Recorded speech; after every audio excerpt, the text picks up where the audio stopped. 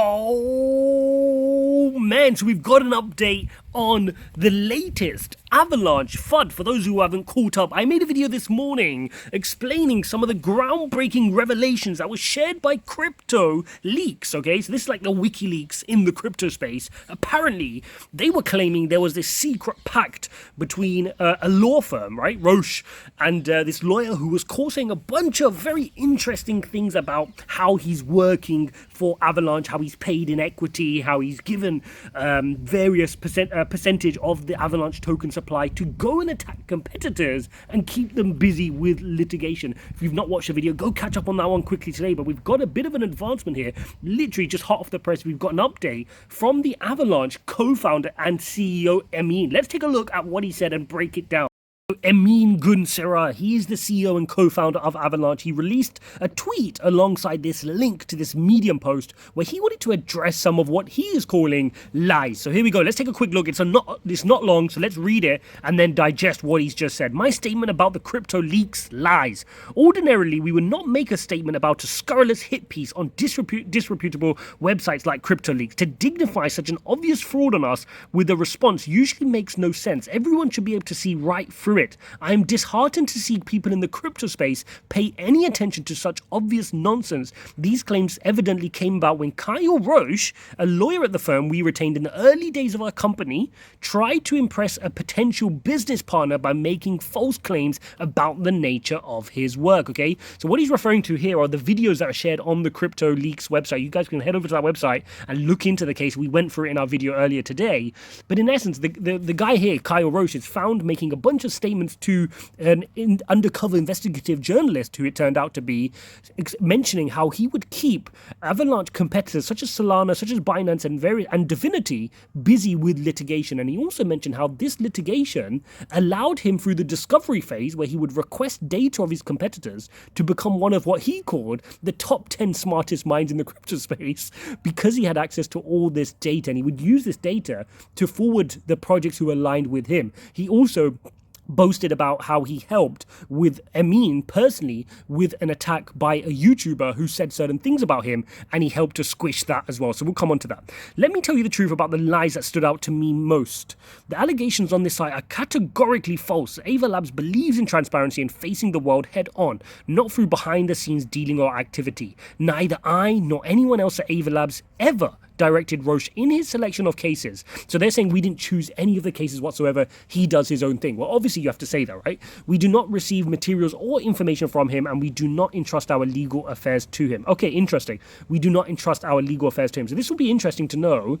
You know, the point I'd like to clarify, which was the point that resonated with me most this morning, was why was it that Avalanche paid this guy in equity and in the percent of supply? And why is it that he has 1/3 the holdings, or if this is true, right? I want clarity on this. Why is it that he holds 1/3 of the supply that the co-founders, Sekneki and Emin hold, right? That seems odd for somebody you were just retaining in the early days, particularly when you had cash in the bank because you already went through a round and you already had Andreessen Horowitz on your cap table. That is that's a bit odd for me.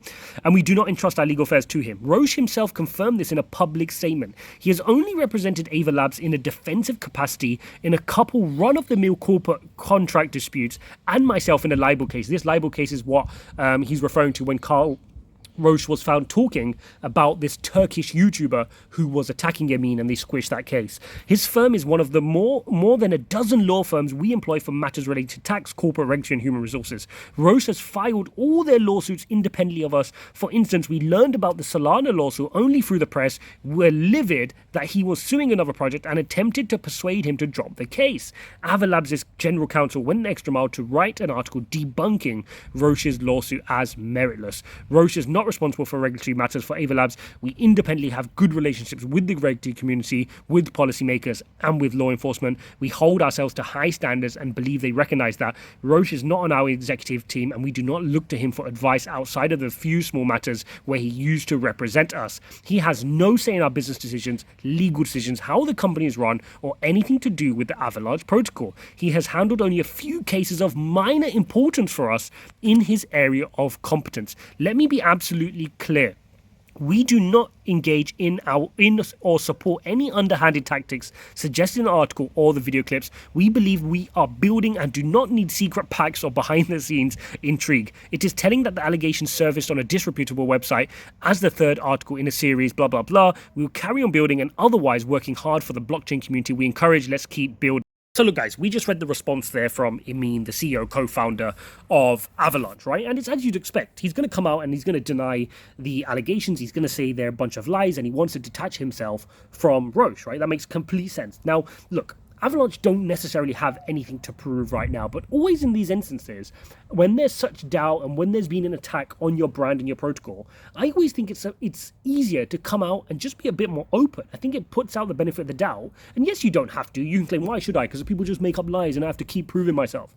But I think in a case where it's this high profile and so many people have read this and seen this CryptoLeaks article now, I think it would make more sense for Avalanche to come out and just be very forward with the relationship, which cases he worked on, keep it clear. Tell us when you ended your relationship with him. Make it super clear and transparent so you have nothing to hide, right? I think that's probably the best way. But yeah, definitely, I said that in this video this morning as well. I think this puts a whole lot of shade on Kyle Roche. I mean, that's obvious through what the things he was saying on video, right? And to impress a potentially new client. But the only link really linking him and his bad practices to Avalanche is the fact that he was paid in equity. I think that's the only bit that I'd want clarification on from Avalanche is why at that time did you feel necessary to pay him in equity if this is true and circulating a supply? He says he had a percent, which is about a third. What he says he holds a third of what the co-founders hold. I'd just like to see some light shed around that. That's the bit which seems a little bit dodgy. Otherwise, yes, Avalanche can distance themselves from it. They can say, yep, this is a lawyer who's now become very disreputable. He's doing whatever he's doing, but we used him in the early days and we don't use him anymore. And we didn't know he was doing this, right? That's the angle you can take. So there you go, guys. Just the latest in crypto FUD that's circulating around today. What does this mean for the Avalanche price? Too early to say, right? Look, if more surfaces and there's more than meets the eye, then we'll have to reevaluate. But for now, it's just another piece on the journey for Avalanche, where ultimately it doesn't affect the tech, it doesn't affect the fundamentals, and you have to ask yourself what is going on, right? So for now, would I be chasing it? No. Would I dump it? No. I'd kind of be sitting here and saying, okay, I want to see more data. I want to find out more of what's going on because there's clearly no smoke without fire. But at the same time, is this just an exaggeration? Is it just a case of, look, here's a lawyer who obviously does some shady practices and he at some point did some work for Avalanche all completely fairly and normally, but now it's been spun out of proportion? Or is it that there is this secret pact which the article is making out? They know what they're doing and obviously they're going to pretend it's lies. I mean, how are we supposed to know?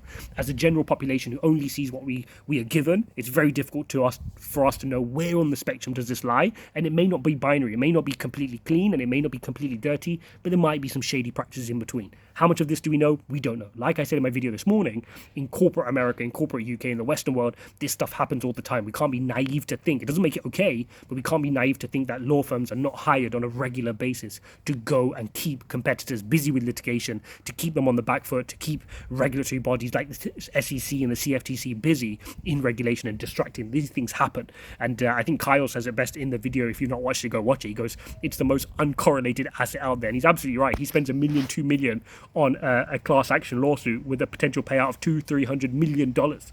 So you can just see how messed up the legal systems are.